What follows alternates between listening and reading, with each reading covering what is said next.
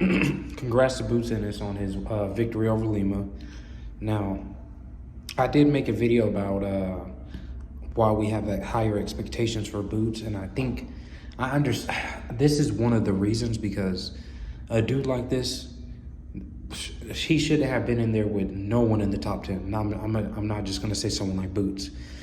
Lima should have not been in there with anyone in the top 10 or anything. I know he's coming off, I guess, 2 upsets, but the guys he's coming off upsets against, were they near the levels of someone like a Boots, a Virgil Ortiz, a Sebastian, or even a Thurman?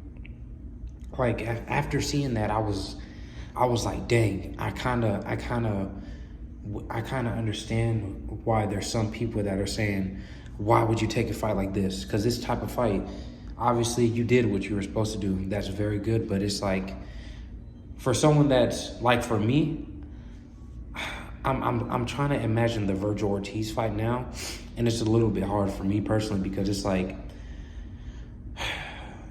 the opposition. Because Virgil, we already know, Virgil's one of the top. He's supposed to be one of the top guys.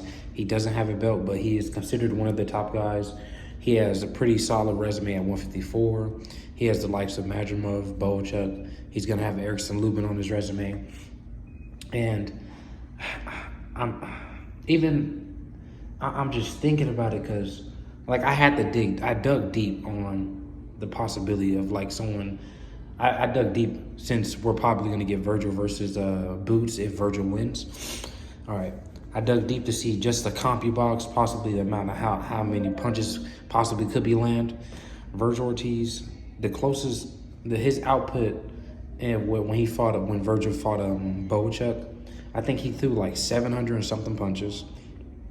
And then Boots, when he fought Karen in the second fight, same thing. He threw over 700 something punches. Landed a good amount of punches. And this is very hard, because for someone like Boots, what gives him trouble is the mover. And damn, this is just crazy just thinking about this, because both of them, they can let their hands go a crazy amount. Both of them could take a punch. Boots, from what it looks like physically, he's more gifted than Virgil. Like, his athleticism is through the roof. That doesn't mean he has more power than Virgil, which could be said. But this is a very tough fight for me to judge. I want to give it a 50-50. I'm gonna give it a 50-50, just because I don't believe Virgil. I don't think Boots.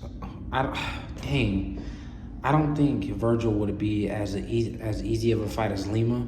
I think Virgil possibly could get stopped in that fight, but just of how Virgil carries himself as a fighter, and how you could tell he wants to win, even when he fought Bochuk and he got dropped. I think it was twice. He still kept coming. He still was still moving with the urgency, like, all right, even though I got dropped, I want to steal the show back. And I'm thinking about all these factors, and damn, I'll give this a 50-50. I'll give the slight edge to Boots, just because the stuff we've seen from Virgil, like him getting dropped, we haven't seen from Boots. We've seen Boots get touched up already, like Virgil, but we just haven't seen Boots get dropped. But again, Virgil, we didn't see Virgil get dropped until he moved up to 154 against a puncher like Bochuk. And then Boots moved up, fought someone like Lima. I'm pretty sure Lima is not nowhere near the level of a Bochuk, a Madrimov, or a Lubin. But still, I'm giving Boots the edge, because Boots is, I'll say he's a little bit more defensively sound, but the dudes that Boots has been fighting, they haven't forced him to be like, all right, I need to not get hit with these punches. I need to not get hit with this and that.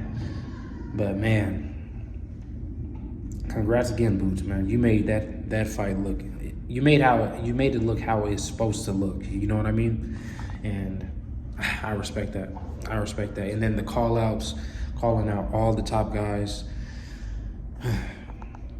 Y'all 154 boys better be ready, because this is something.